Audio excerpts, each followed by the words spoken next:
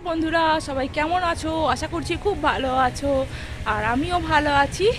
আর আজকে দেখো বিকেলবেলা ছাদে চলে এসেছি একটু, আর ভাবলাম তোমাদের সঙ্গে একটু কথা বলে নিই। আজকে সারাদিন একটুও সময় পাইনি বন্ধুরা যে কোনো ভিডিও বা কোনো কিছু বানাবো, তো ভাবলাম যে তোমাদের সাথে একটু কথা না বললে হয়। তো চলো আজকে একটা কথা তোমাদেরকে বলি বন্ধুরা। তো যারা যারা আমার ভিডিও দেখছো বা যারা যারা আমার ভিডিও দেখতে পছন্দ করো, তাদেরকে একটা কথা বলি, প্লিজ বন্ধুরা একটা লাইক দিয়ে ভিডিওটা দেখো, আর বলি কেমন হচ্ছে না হচ্ছে একটু কমেন্ট করে জানিও প্লিজ, তাতে আমার ভালো লাগে। আর আজকে সারাদিন প্রচুর কাজের চাপ গেছে গো, প্রচুর প্রচুর কাজের চাপ। না কোনো রান্নার ভিডিও করতে পেরেছি, না কোনো কাজের ভিডিও করতে পেরেছি। আজ সমস্তটা একা হাতে করতে হয়েছে, তো কান্না পেয়ে যাচ্ছিল আমার। তো কি করব বলো, বাধ্য হয়ে সব কিছু করতে হয়। বাধ্য হয়ে করতে হয় বলছি কেন, কাজ করতে ভালো লাগে বন্ধুরা, কিন্তু শরীরটা যদি খারাপ লাগে তখন আর কাজ করার প্রতি ইন্টারেস্ট থাকে না। কারণ সংসারটা আমার, বাড়িটা আমার, কাজটাও আমার, তো আমাকেই করতে হবে, সেইভাবেই করি। তো চলো এখন আমি ছাদে গাছগুলোতে একটু জল দিয়ে নেব, আর জল দিয়ে নিয়ে তারপরে নিচে গিয়ে আবার সন্ধে দেব। তো ততক্ষণ মনে হয় তোমাদের সাথে আর কোনো কথা বলতে পারবো না। তো চলো দেখতে থাকো। আর এই দেখো বন্ধুরা, আমি এখন চলে এসেছি চা বানাবো বলে, আর সন্ধে টন্ধে দিয়ে সব কিছু করে চলে এলাম। আর এবার আবার বাকি ব্লগটা তোমাদের সঙ্গে শেয়ার করছি। আর তখন শেয়ার করতে পারিনি কারণ তখন অনেকটা ব্যস্ততার মধ্যে ছিলাম, সেই জন্য। আর এই দেখো আমি 2 কাপ চা বানিয়ে নেব আমার আর আমার শাশুড়ি মায়ের জন্য। দেখো, তো আজকে একটু মিষ্টি খাবার প্রচণ্ড ইচ্ছা হচ্ছিল, সেই কারণেই চলে এলাম একটু চা খেতে। কারণ চাটা একটু মিষ্টি দিয়েই করব, একটু মিষ্টি মিষ্টি চা খাবো, অনেক দিন খাইনি জানো তো। আর আমার মিষ্টি খেতে বারণ আছে, আমি মিষ্টি খাই না। আর আমার খুব একটা ভালো যে লাগে বলবো না, খুব একটা ভালো লাগে না। তো আজকে হঠাৎ করেই ছাদে উঠে একটু মিষ্টি খাবার মানে ইচ্ছা হচ্ছিল, তো কি করব, সেই জন্য মাথায় চলে এলো একটু চা বানিয়েই খাওয়া যাক। তো মায়ের জন্য তো চা বানাতেই হয় আমাকে সন্ধেবেলা, আর তার সঙ্গে একটু আমার জন্যও বানিয়ে নিলাম। আর 2 কাপ বানাচ্ছি, আর আমি চাটা দেখো এইভাবে করি। প্রথমে আমি জলটা একটু হালকা গরম করে নিই, ঈষদ উষ্ণ গরম, তারপরে আমি একটু দুধ দিয়ে, মানে আমল দুধ দিয়ে, গুঁড়ো দুধ আর কি যাকে বলে, দিয়ে এইভাবে নাড়তে থাকি। দুধটা যত গোলা ভালো হবে, যত দুধটা এরমভাবে নেড়ে নেড়ে করবে, তত দুধের টেস্টটা আসবে। আর এই তারপরে দেখো চা পাতাটা দিয়ে দিলাম, আর এটা আমাদের সিটি চা। তো সিটি চায়ের কালারটা অসাধারণ আসে। তো তোমরা কে কী চা খাও, কে কী ব্র্যান্ডের চা খাও জানি না, একটু কমেন্ট করে জানিও পারলে।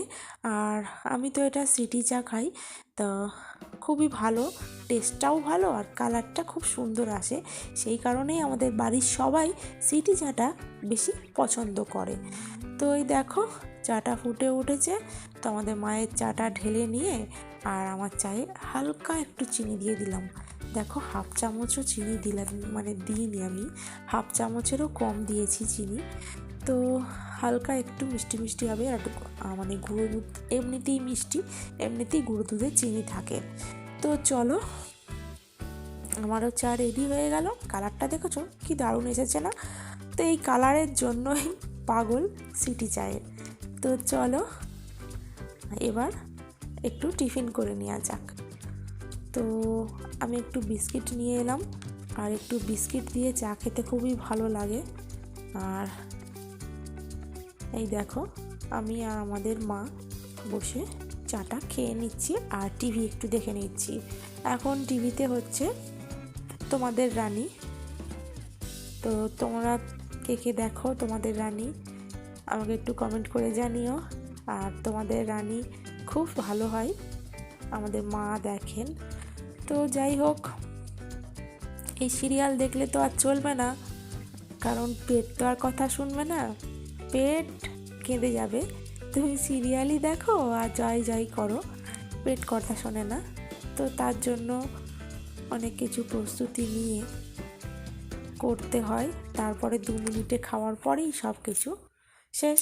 এই 2 মিনিট খাওয়ার জন্য অত কিছু করতে হয়।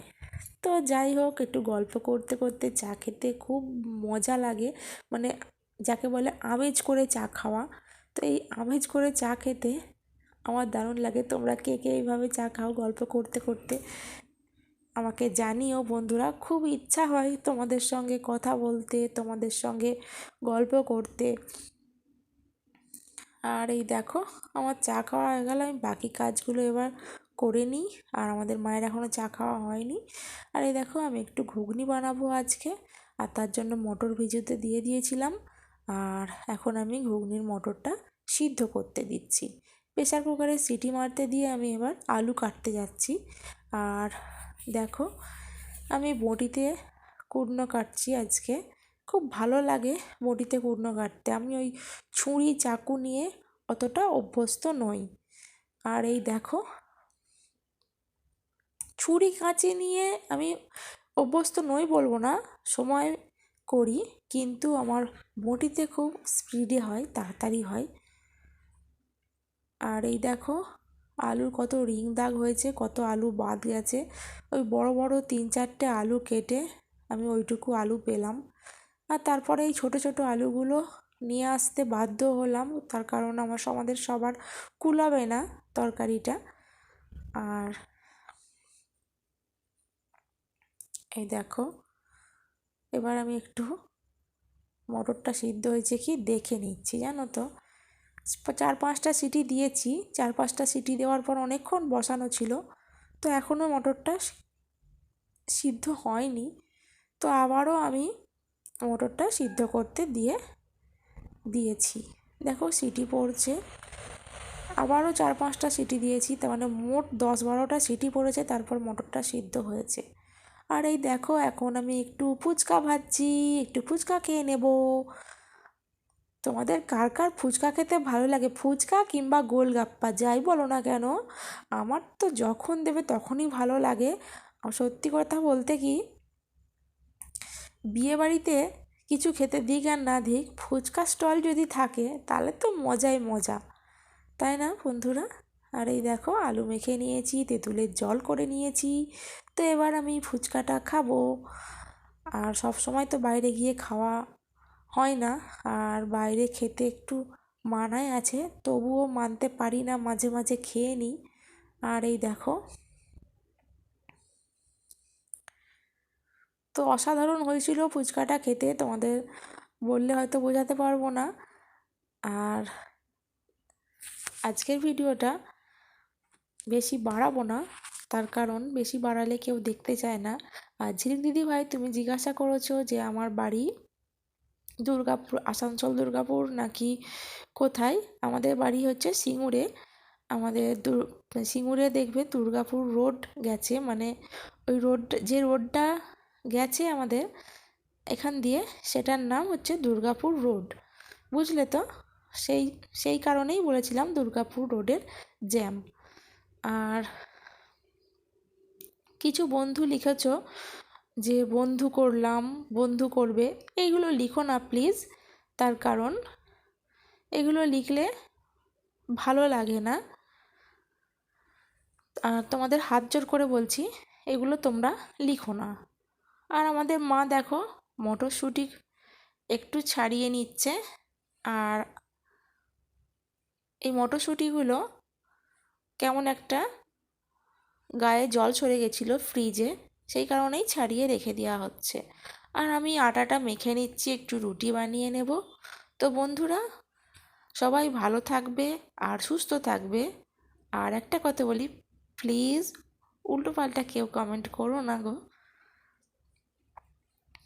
তো চলো, আজকের মতো ভিডিওটা এটুকুই, এখানেই শেষ করে দিলাম।